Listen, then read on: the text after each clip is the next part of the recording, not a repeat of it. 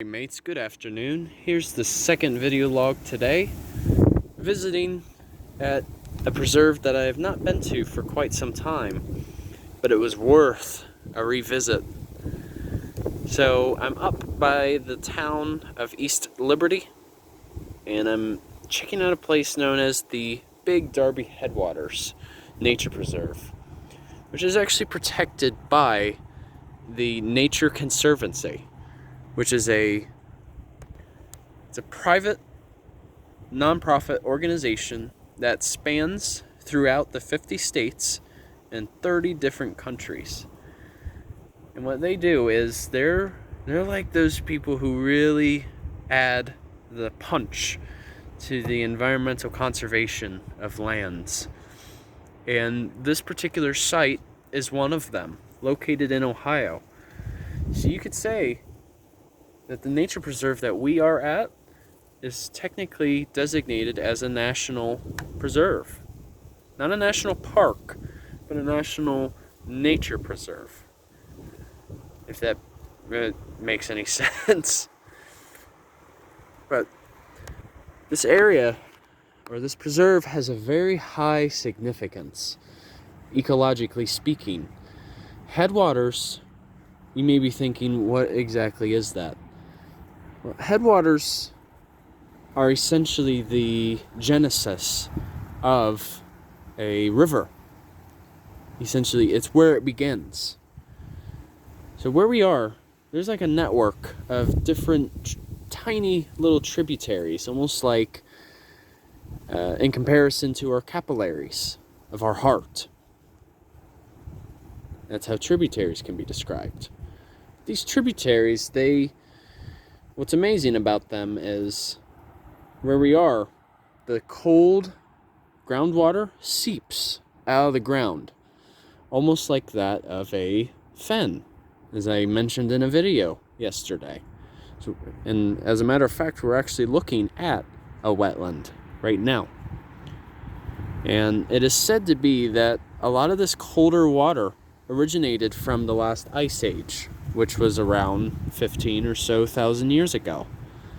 And these glaciers deposited a lot of till, which is a combination of sand, gravel, you name it, different little pebbles of rock. So it made this area very fertile, as it were.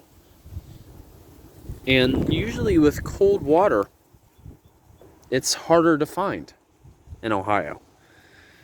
But here, you guys are more than welcome to pause and just read this interpretive sign. But I love reading stuff like this. But it tells you too that you may even find species such as mottled sculpin and the least brook lamprey, which have to remain in these cold waters in order to survive. So you could say that this area hosts also some rare species too.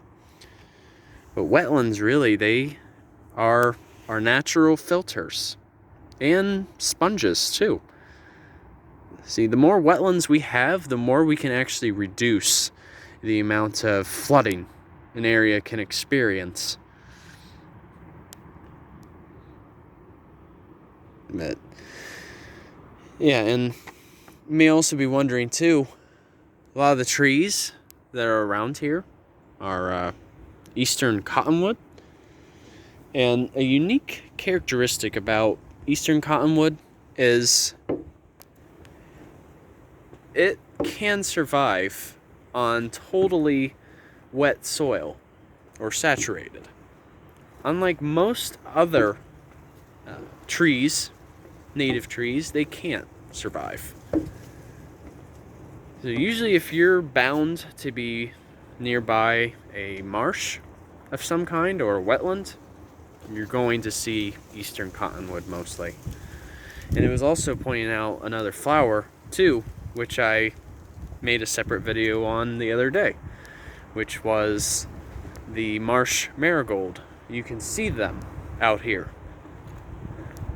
So I just want to show you guys one more little sign, and that should wrap up this video.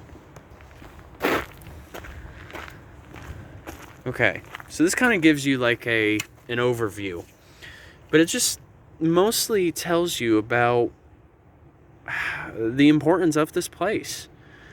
You know, how it hosts many different types of animals. You know, even the amphibians like frogs, toads, and salamanders, which are currently facing decline. And it also even tells you about the network of the tributaries and how eventually those combine together and give birth to the Big Darby Creek. And the Big Darby Creek is one of the most important rivers in Ohio, as it is considered to be one of the healthiest tributaries to the Scioto River. And not only that, but I think, to me, another fact that really has Big Darby stand out among most of the other rivers is, okay, I think they mention it on here. Let's see. Yeah. Here it is. My bad. Sorry. I knew it was on here somewhere, but I just couldn't find it right away. But yeah, Big Darby Stream can have up to 44 freshwater mussel species, including some rare ones, and also 100 different fish species, including the Tippecanoe darters. And it also gives you a bit of a list of other species as well. I mean, what does that tell you, you know? That tells you that this stream has to be protected at all costs. And so, since these headwaters are practically the source of one of the healthiest rivers in Ohio, even though it has faced certain issues of pollution, you got to protect that where it starts. Got to have that foundation first, because if the headwaters are not in proper condition, neither will the stream. So, alrighty. I hope you guys learned something in this video. This was something a bit different. Big Darby Creek doesn't really seem to get the respect that it deserves, considering that most streams nowadays in Ohio aren't as pristine anymore as it used to be.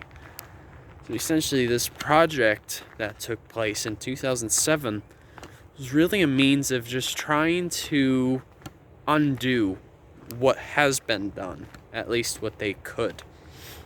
So, hope all of you enjoy this beautiful Tuesday. It's gorgeous out. And once again, Journey on a Journey is outwards. Take care, folks.